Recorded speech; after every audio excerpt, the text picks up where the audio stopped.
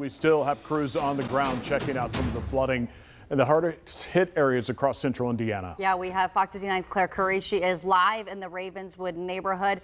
How are things looking out there? It looks like some of the water has receded, Claire.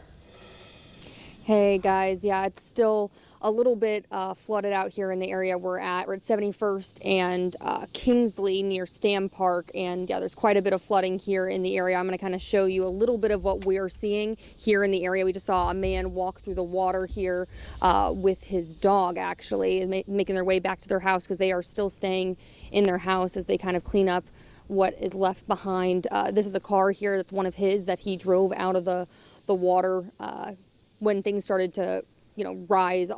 He said about 1:30 in the morning, I believe, on Saturday, drove it out of the water. But at this point, he thinks it's not going to start anymore. There's several other cars here along the road that they're trying to get started up, get some oil in to see if they're going to run or not. There's also some canoes and boats and things like that left behind in the area. A lot of debris, a lot of just logs from firewood, just random things kind of strewn around the area. Still a lot of work that needs to get cleaned up out here. But this is like probably the worst area that we've seen. We've driven through Broad Ripple as well. We drove by the Indianapolis Arts Center, and that actually had all the water pretty much receded in that area, so it's dried out and looking much better. All those businesses on Cornell Avenue also seem to be opened at this point.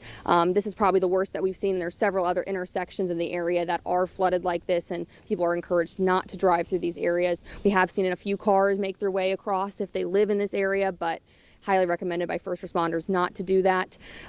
Also, IMPD made a release that they would like any cars that are kind of blocking the roadways in these areas, as there are still emergency responders rescuing people, taking people out of the area, and cleaning up. They would ask those cars to move if they're able to, because there's still a lot of work to be done here in this area. I'll send it back to you guys live on the north side. Claire Curry, Fox 59 News. Claire, that's just incredible to see all of the destruction that's there. And fortunately, he was able to get his car running, but I'm actually concerned about that because there could be issues with it. Yeah, we were thinking about seeing if we could have someone coming on our midday show to talk about what happens if you are one of those people who's dealing with a flooded out car. Have you noticed, Claire, any sort of those crews that come and help remove the cars from the areas right now?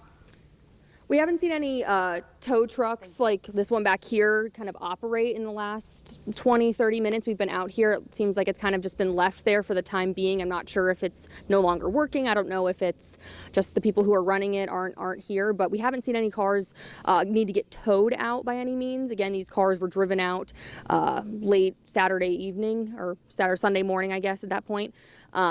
But yeah, there's definitely a lot of cars here that are not going to be running. I don't think, even if there's a lot of work that's going to be done on them, it's probably unlikely that they will start. Here's my other question for you, because we noticed from your photographer's shot that he showed the white SUVs that were together.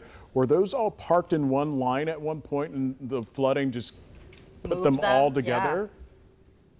Yeah. So we spoke with the homeowner. He was the man that was kind of walking through earlier before our hit.